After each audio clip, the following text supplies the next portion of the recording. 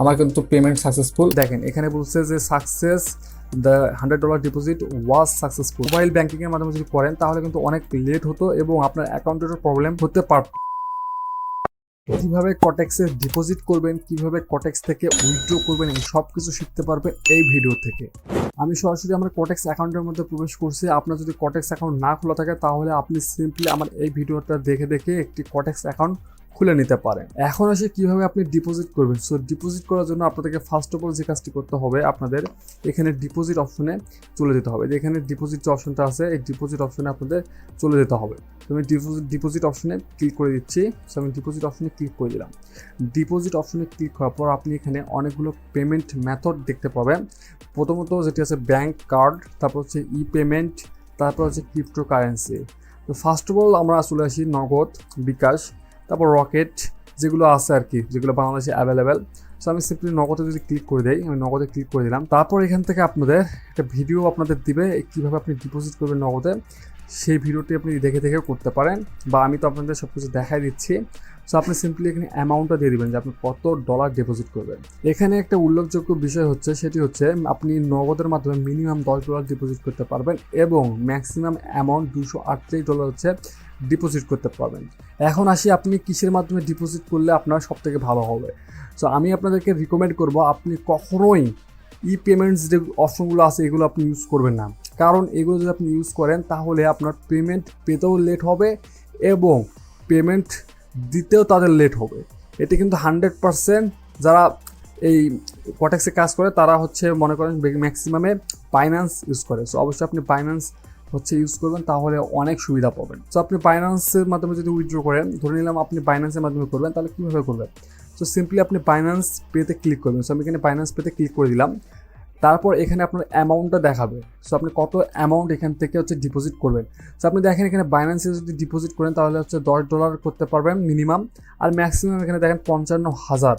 তাহলে বুঝেন, আমরা নগদে দেখেছিলাম হচ্ছে কত $200 আপনি ডিপোজিট করতে পারবেন নগদে ম্যাক্সিমাম, আর এখানে দেখেন 55,000। তাহলে বুঝেন। সো এখন যদি আমি এখান থেকে যদি অফার নিতে চাই, আমি $100 একটা অফার নিব। সেই অফারটা হচ্ছে আমি এখানে ইউজ বোনাসে ক্লিক করে দিব। ইউজ বোনাসে ক্লিক করার পরে এখানে আমি প্রোমো কোড দিব। এই প্রোমো কোডটা দেওয়ার কোনো দরকার নাই, আপনি জাস্ট এখান থেকে হচ্ছে এই অফারটা যেটা আছে $100 আপনি ডিপোজিট করবেন। এখানে দেখবেন যে $100 লেখা আছে কিনা, আপনি সিম্পলি এখানে ক্লিক করে দেবেন। ক্লিক করার পর সাথে সাথে এই বোনাসটা অ্যাড হয়ে যাবে এখানে। তারপরে এখান থেকে আপনি ডিপোজিট যে অপশনটা আছে এখানে ক্লিক করবেন। আমি ডিপোজিট অপশনে ক্লিক করে দিলাম। ডিপোজিট অপশনে ক্লিক করার পর আপনাদের এরকম একটি ইন্টারফেস চলে আসবে। আপনি যদি এখানে ওপেন বাইন্যান্সকে ক্লিক করেন তাহলে আপনার সরাসরি বাইন্যান্স অ্যাপে নিয়ে যাবে, যদি আপনি মোবাইল ফোন ইউজ করে থাকেন। আর কম্পিউটারের মধ্যে ইউজ করে থাকলে আপনি সিম্পলি ওপেন বাইন্যান্সে ক্লিক করলে আপনার এখানে নিউ ট্যাব ওপেন হয়ে বাইন্যান্সের মধ্যে প্রবেশ করবে। ডিপোজিট করার জন্য আমার এখান থেকে স্ক্যানে চলে যেতে হবে। উপরে দেখেন স্ক্যান নামে একটা অপশন আছে, এখানে স্ক্যান, এই অপশনে আপনাদের ক্লিক করতে হবে। সো আমি এখানে স্ক্যানে ক্লিক করে দিচ্ছি। আমি স্ক্যানে ক্লিক করে দিলাম। স্ক্যানে ক্লিক করার পর এখন আপনাদের এই যে কোডটা আছে এই কোডটা হচ্ছে আপনাদের স্ক্যান করতে হবে। দেখেন আমার কিন্তু আমি স্ক্যান করে ফেলছি, সাথে এখান থেকে কিন্তু আমার এখানে কন্টিনিউ নামে একটা অপশন চলে আসছে। আমার এখান থেকে কন্টিনিউ করতে হবে। সো আমি এখান থেকে যদি কন্টিনিউ করে দেই তাহলে এখান থেকে আমার ডিপোজিট কমপ্লিট হয়ে যাবে। সো আমি এখানে কন্টিনিউতে ক্লিক করে দিচ্ছি।